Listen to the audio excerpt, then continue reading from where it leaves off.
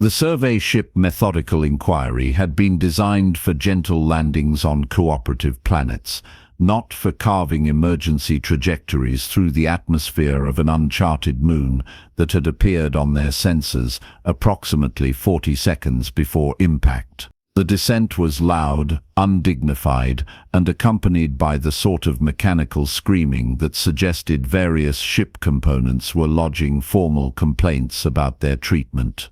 When the vessel finally stopped moving, partially embedded in what appeared to be metallic soil with a consistency somewhere between sand and ball bearings, the 4 crew members took a moment to appreciate the unexpected luxury of still being alive. Vess, the Quellan navigator whose crystalline sensory organs had spent the crash flickering through approximately 17 different colors of alarm, was the first to speak. "We are not dead. Your observational skills remain intact," Bron muttered, extricating 2 of his 4 arms from the pilot's restraint system. The Harathi had a gift for sounding pessimistic even when delivering neutral facts. Orim, the Tethic engineer, communicated their relief through a cascading pattern of bioluminescent pulses across their thorax that translated roughly to unexpected but acceptable outcome. They began immediately checking the ship's systems, their patterns shifting to a dimmer, more concerned configuration as they worked. Cade, the human supply coordinator, said nothing.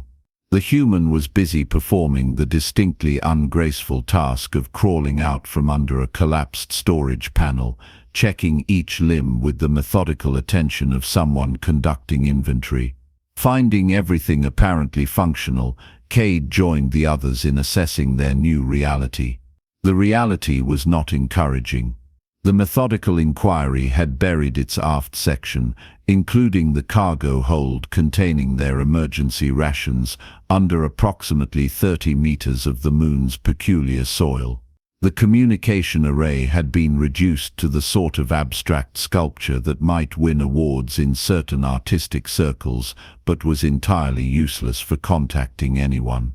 The emergency beacon was broadcasting, Orim's lights confirmed, but whether anyone would receive the signal from this uncharted location remained an open question. "Atmosphere is breathable," Vess announced, their sensory organs processing the environmental data. "Gravity 0.92 standard. Temperature currently acceptable but dropping. Liquid water present, vegetation detected." "Can we eat the vegetation?" Bron asked. Vess's organs shifted to an uncertain amber. "Scans suggest biochemical incompatibility with our nutritional requirements." "Of course they do," Bron said. They emerged from the ship into the growing twilight of LK 7730. The moon possessed a strange beauty. The vegetation was predominantly purple and gray. The soil sparkled with metallic fragments, and twin suns were setting at different rates on opposite horizons, creating a disorienting gradient of light. A person could almost forget they were stranded if they ignored the crashed spaceship and the complete absence of rescue prospects. Vess began cataloging atmospheric data with the dedication of someone who found comfort in documentation. Orim flickered around the ship's exterior, examining the irreparable communication array with what might have been mourning or engineering frustration. The bioluminescent language could be ambiguous. Bron focused on salvaging tools from the accessible compartments, his 4 arms making him remarkably efficient at the task.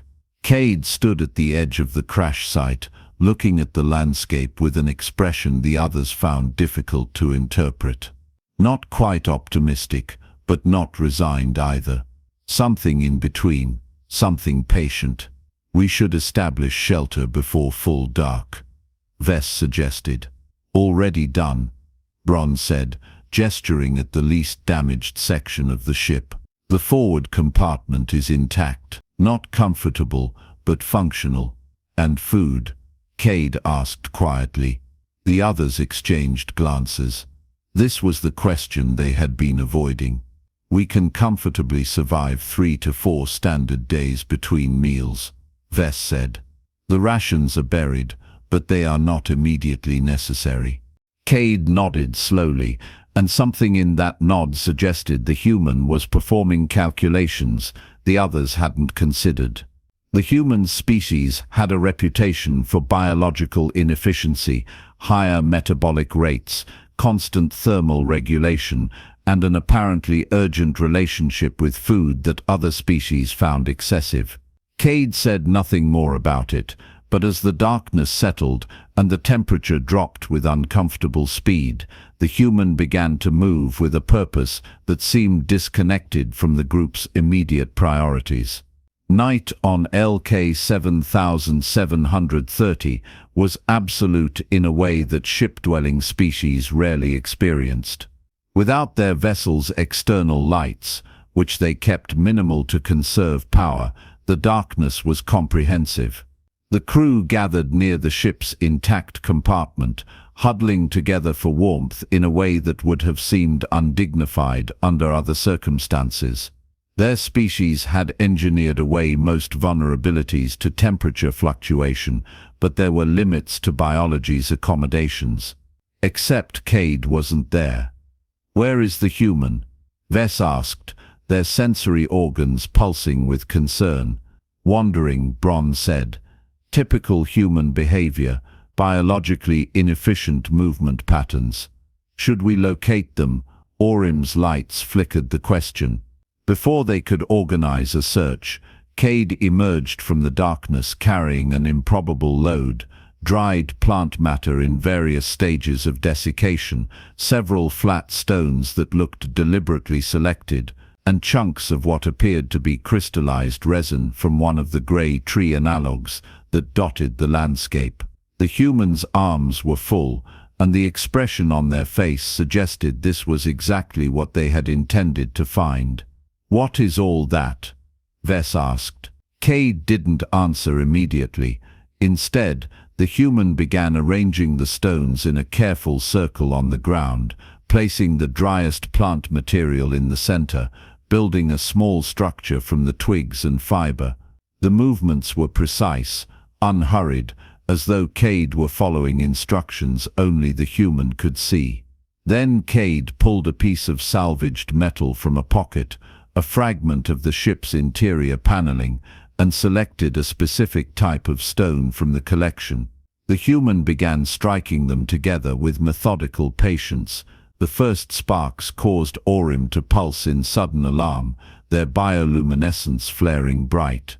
Vess's sensory organs shifted to a cautious red. Bron pushed himself slightly back with two of his arms. "Is that combustion?" Vess asked, their voice uncertain. "Fire," Cade confirmed, still striking the stones together. Sparks fell into the dried plant matter, glowing briefly before fading. The human continued, each strike deliberate, adjusting the angle slightly between attempts. Should we be introducing open combustion to an unknown ecosystem? Vess's concern was evident. The environmental protocols, "We have no heating elements," Cade said calmly, striking again. "We have no way to process potentially toxic foods. We have no way to purify water efficiently. Fire solves these problems. We have chemical heating packs in the emergency supplies." Bron pointed out. "4 of them," Cade said. "Each lasts 6 hours. That's 1 day of heat. We might be here considerably longer." Another spark fell, this one catching in a particularly dry piece of fiber. A tiny flame appeared, fragile and orange in the absolute darkness. Cade immediately stopped striking and leaned forward with intense focus, feeding the smallest twigs into the growing flame with extraordinary care, building the fire the way another person might assemble a precision instrument. The flame grew. The 3 non-humans observed with a mixture of fascination and unease as Cade fed it patiently, explaining in calm tones that fire wasn't just about heat. It was about making the inedible edible, the unsafe safe, and the hostile environment less hostile. The humans' confidence with controlled combustion was unsettling. In their civilizations, fire was something managed by automated systems in industrial facilities, not something you made with your hands in the darkness. This is an ancient practice, Cade continued, adding slightly larger pieces of wood now that the fire was stable. Older than space travel, older than electricity, older than agriculture actually. This is how humans learned to survive in places we weren't designed for. Your species was not designed for space either, Bron observed, yet here you are. Exactly, Cade said, and smiled slightly in the firelight. The human began to explain the concept of a kitchen, not as a room or a facility, but as an idea, a space where transformation happened, where substances changed states and became other things, useful things, safe things. The others didn't fully understand yet, their species having moved past the need for such fundamental resource conversion millennia ago, but they accepted the warmth radiating from Cade's careful fire and found it surprisingly comforting. As they settled for the night, the fire crackling with strange contentment, none of them yet realized how completely this small circle of controlled flame would reshape their understanding of survival. Morning arrived in layers, first the distant sun, then the closer one, creating a confusing progression of light that made biological clocks uncertain about what qualified as dawn. Cade had been awake for over an hour, which the others discovered when they emerged from the ship to find the fire still burning and the human absent once again. The human returned carrying more items, roots of various sizes, tubers with strange geometric patterns on their surfaces, seed pods that rattled when shaken, fibrous stalks that might have been analogous to celery in some evolutionary coincidence, and several sluggish insect analogues that Cade held in a salvaged container with the sort of casual practicality that made Vess's sensory organs flicker with discomfort. "You are hungry," or impulsed, a statement rather than a question. "Yes," Cade admitted, "and you will be soon." "Not for 2 more days," Bron said. "Parathi metabolism is efficient." "I know," Cade said, "but I'd rather figure out what we can eat while I'm the only one desperate enough to test it." What followed was not the reckless tasting of unknown substances that the crew had feared. Instead, Cade transformed their small camp into something resembling a laboratory, but one that operated on principles that predated their scientific method by thousands of years. The human explained each step with the patience of someone teaching a complex procedure. "First, we observe what the local fauna avoids," Cade said, gesturing at the collection. "I watched for 2 hours this morning. These insects won't touch this root, but they're all over this one. That tells us something, though not everything." "Your scientific rigor is primitive," Bron observed, though he was watching with interest. "My scientific rigor has kept humans alive in environments that should have killed us," Cade replied without offense. "Next, we do skin contact tests. We touch the substance to our skin and wait for reactions, then lip contact, then a small amount on the tongue, then a small amount consumed, followed by waiting periods. If you survive all that, you might have food." Vess found themselves documenting the process with increasing fascination. Their species had eliminated food scarcity through synthetic production 17 generations ago. Orim's people had consumed precisely formulated nutrient pastes for so long, they had nearly lost the concept of cuisine as anything other than historical curiosity. Bronze culture farmed sterile protein in orbital facilities where contamination was impossible.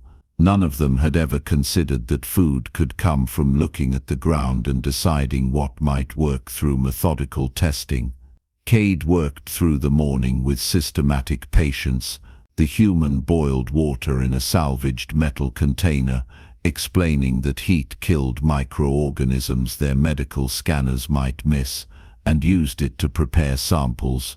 One root was roasted directly over the fire, another was wrapped in broad leaves and baked in the coals at the fire's edge. The fibrous stalks were boiled into a broth that smelled unexpectedly pleasant. The insect things. Orem flickered the question nervously. Protein, Cade said simply, roasting them on a flat stone. Most arthropod analogues are edible if cooked properly. The heat denatures potential toxins and kills parasites. By midday, Cade had declared 3 plants safe for consumption, 2 that should be avoided entirely, and confirmed that the insect analogues were nutritionally viable, if aesthetically challenging. The human prepared a modest meal, roasted tubers that had a texture somewhere between potato and turnip, boiled greens that tasted like a confused salad was having an identity crisis, and a weak broth that provided more psychological comfort than actual nutrition. Cade ate first, consuming a small portion while the others watched. Then the human sat still for an hour, monitoring for any adverse reactions. When none appeared, Cade prepared portions for the others. "We are not yet hungry," Vess said hesitantly. "I know," Cade replied, "but hunger is coming for all of us eventually. Better to know what works before desperation makes us stupid." The crew ate together for the first time since the crash. The food was strange, wrong textures, unfamiliar flavors, nothing like their standard provisions. But it was fuel, and it worked, and somehow the act of sharing it around Cade's fire made their situation feel fractionally less dire. Over the following days, the crash site transformed in ways that would have seemed impossible to predict on that first desperate night. Cade's kitchen expanded with methodical purpose, drying racks constructed from salvaged ship materials where plant matter could cure in the sun, a smoke rack positioned over the fire's edge for preserving the insect protein that Cade insisted on calling the protein situation rather than acknowledging what they actually were, a designated water boiling station with rocks arranged to hold containers at optimal height, organized piles of firewood sorted by burn rate and smoke production, which Cade explained mattered more than the others initially understood, and a root cellar dug into the shaded soil on the north side of the ship, where the temperature remained coolest. The camp developed organization that emerged from necessity, but began to resemble something almost deliberate.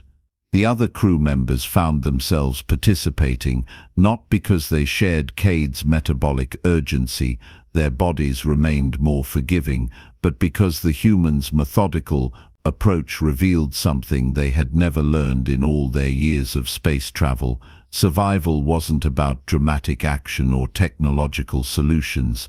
It was about sustainable routine, about daily practices that accumulated into continued existence. Vess began to recognize the plants Cade selected during foraging expeditions. The Quellan started creating a botanical database, documenting not just species but their locations, growth patterns, and the specific environmental conditions where each thrived. It was navigation applied to vegetation, and Vess found unexpected satisfaction in mapping the edible landscape.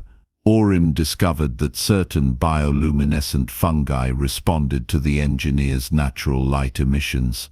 They began cultivating patches near the shelter, creating not just a food source but ambient lighting that reduced their dependence on the ship's limited power. The fungi grew in strange spiral patterns, and Orem would spend hours adjusting their light frequency to optimize growth, communicating with organisms in a language neither fully understood, but both somehow spoke. Bron, despite initial skepticism about the entire primitive enterprise, proved talented at construction. The Harathi's forearms allowed for complex assembly work, and Bron built an improved fire pit that retained heat more efficiently and directed smoke away from their living area. The pilot also created a series of drying racks with adjustable heights and started referring to different zones in the kitchen with the sort of territorial precision usually reserved for navigation charts. Cade taught them about cross-contamination, explaining why raw food preparation happened in a different area than cooking, why water storage was separate from waste disposal, and why they could never let certain tools touch both categories. The human explained food rotation, eating older stores first, constantly replenishing supplies, and the importance of never letting the fire die completely. Banking the fire became part of their evening routine. Cade showed them how to bury coals under ash so they would stay warm until dawn, radiating gentle heat through the night while requiring minimal fuel. To species who had never considered flame management as a skill, this seemed like arcane knowledge, the sort of thing priests might have guarded in their civilization's distant pasts. The camp now had clearly defined zones. Food preparation occupied the area with the best morning light. The eating area was positioned for comfort rather than efficiency, with salvaged seats arranged in a rough circle around the fire. Waste disposal happened far from the water sources. Cade was inflexible about this distance requirement in a way that suggested bitter ancestral lessons. Sleeping quarters remained in the ship's intact compartment, but they spent increasingly little time there, the structure becoming more storage facility than living space. What had been a crash site, a scar on the moon's surface representing failure and desperation, was becoming a functioning settlement. Cade never called it that, never suggested they were doing anything more than waiting for rescue, but the others began to see it. They were building something sustainable, something that could continue indefinitely if necessary. On the 10th day, Bron looked at the organized camp and said quietly, "We have turned catastrophe into routine." Cade, stirring a pot of something that was becoming recognizable as their standard evening meal, nodded. "That's what humans do. We're very good at making terrible situations boring." 2 weeks into their unplanned residence on LK 7730, rescue still hadn't arrived. The crew's initial optimism that someone would track their beacon immediately, that help would come within days, had settled into calm acceptance. They were no longer waiting to be saved in the sense of suspended animation between crisis and resolution. They were simply living, day by day, in the way any organism does when it finds itself somewhere unexpected. Cade's daily routine had become the group's rhythm, as natural as circadian cycles. Wake before dawn, check the fire, and bank fresh coals if needed, boil water for drinking and cooking, forage in the cool morning hours, return to prepare food, eat together, maintain the camp during the warmest part of the day, rest during peak heat, forage again in the evening, prepare the night meal, maintain tools and equipment, bank the fire, sleep. The pattern repeated with variations but never broke entirely. The others had adapted to this rhythm in ways that surprised them. Vess, who had spent years on ships where every moment was scheduled by computer, found the organic flow of daily survival strangely calming. Orim's bioluminescence had adjusted to reflect the fire's patterns, pulsing in complementary rhythms during the evening meals. Bron, the pessimist, had stopped predicting disaster and started predicting weather patterns instead, using observations about cloud formations and wind direction that Cade had mentioned casually. One morning, as Cade sat motionless near the camp's edge, watching a cluster of the insect analogues for over an hour, Vess approached with curiosity. "What are you observing?" the Quellan asked. "Their pattern," Cade said, not looking away. "They avoid this type of plant entirely, but swarm 2 others. They come out exactly 1 hour after dawn, regardless of temperature, and they always approach water sources from the east. Our scanners could provide this data more efficiently. Could they tell you why? Cade asked. The scanners show what? Watching shows why. The why is what keeps you alive. Vess considered this.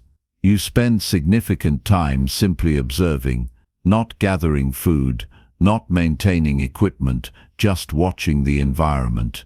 You don't learn an environment by scanning it, Cade said.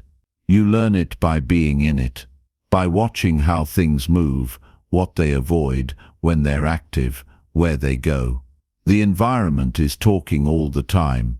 Most people just don't slow down enough to listen. This philosophy extended beyond simple observation into every aspect of food preparation. Cade never rushed meals. Each ingredient was considered, each cooking method chosen with deliberation. When a particular root proved unpleasantly bitter, technically edible but barely, the human didn't discard it as a failed experiment. Instead, Cade tried different preparations, longer cooking times, pairing with sweeter plants, crushing and reforming it, even burying it wrapped in leaves for 3 days. In a process the human called fermenting. The fermented root was a revelation. What had been bitter became complex, almost pleasant, with a depth of flavor that seemed impossible given the raw ingredient. Orim flickered their amazement, and Cade explained that humans had been transforming food through controlled decay for millennia. That's disgusting, Bron said, eating his third portion. Cade smiled. Most good food is disgusting if you think about it too carefully. The human taught them that hunger wasn't an emergency to be solved with the most efficient calories available. It was a daily reality to be addressed with patience and attention. Food wasn't just fuel for biological processes, it was routine, culture, and care. The act of preparing meals became meditative for the crew, a daily practice that structured time and provided purpose beyond simple survival. They began to take pride in their meals. Orim experimented with the fungi cultivations, discovering that certain growing conditions produced different flavors.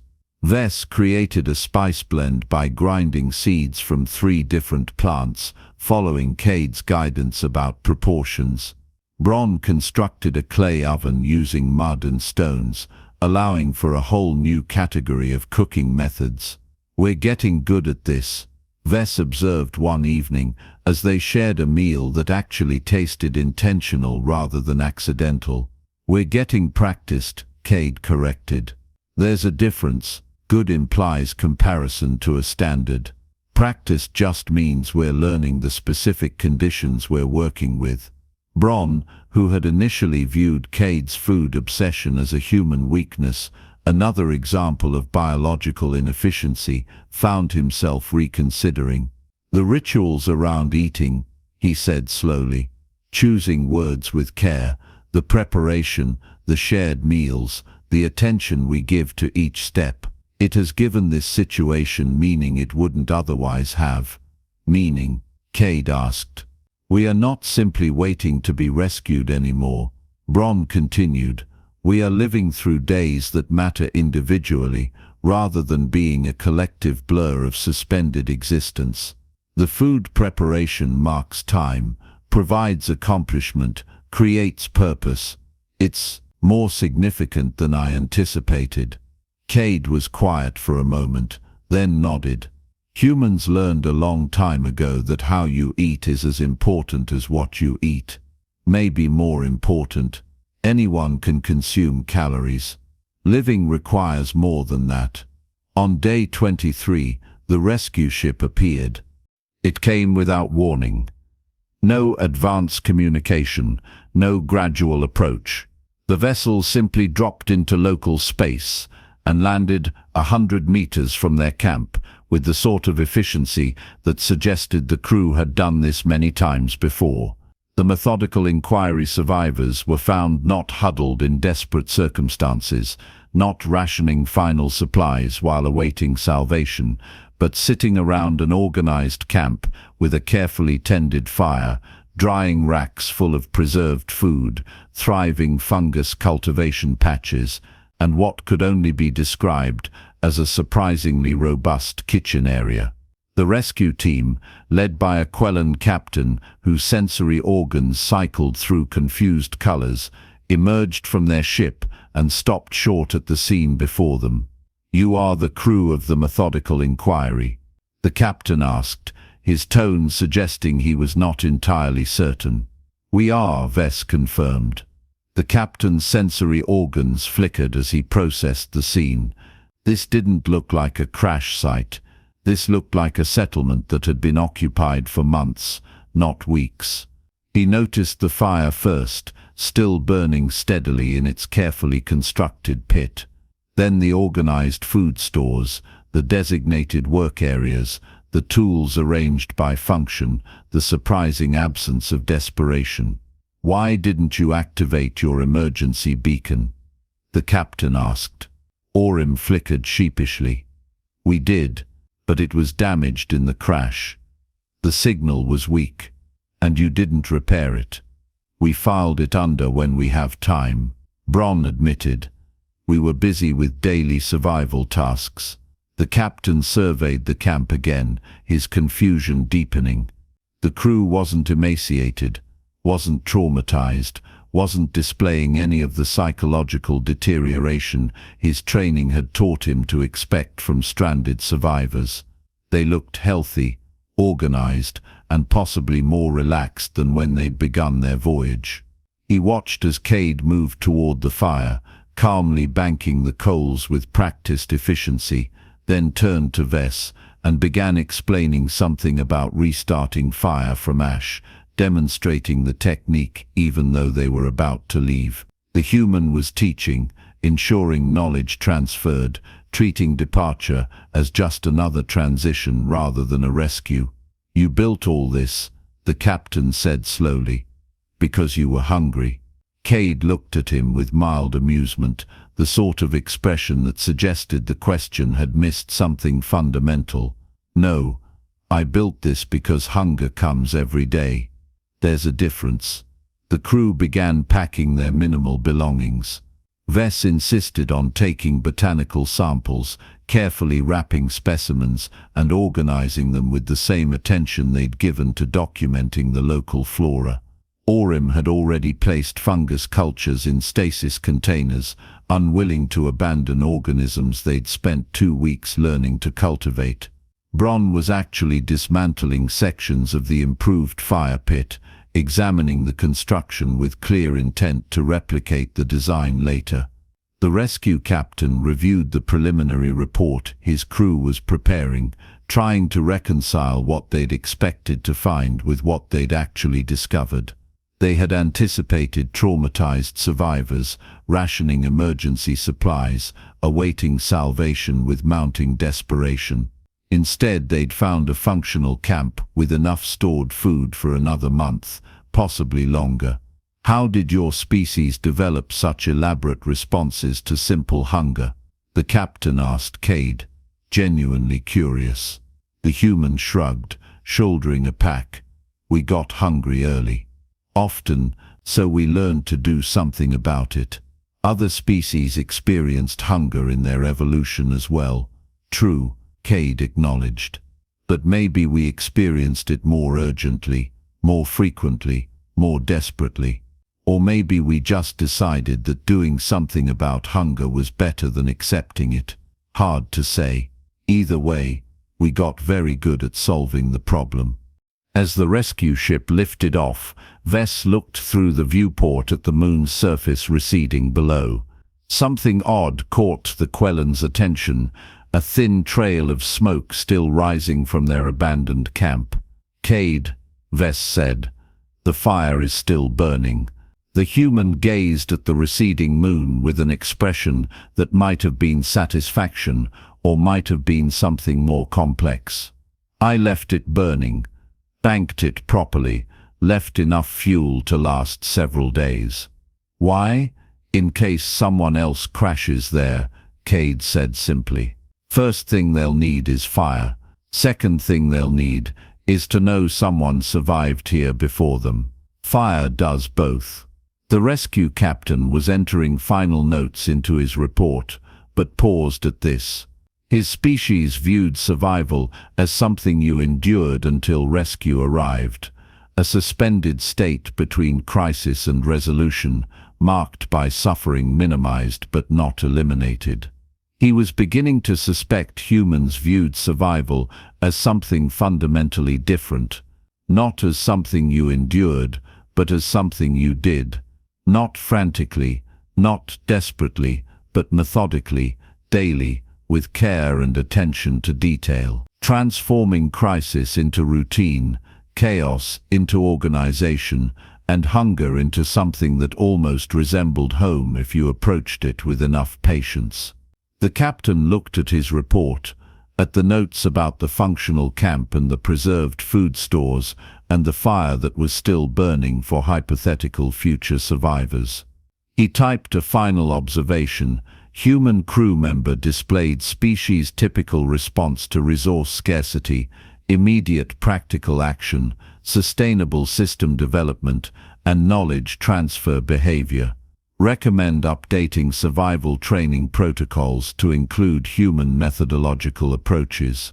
The fire below continued burning, a small persistent point of light on an empty moon, waiting patiently for no one in particular, doing what fires do best, transforming fuel into warmth, darkness into light, and proving that sometimes the best response to being hungry early is simply to build something that lasts.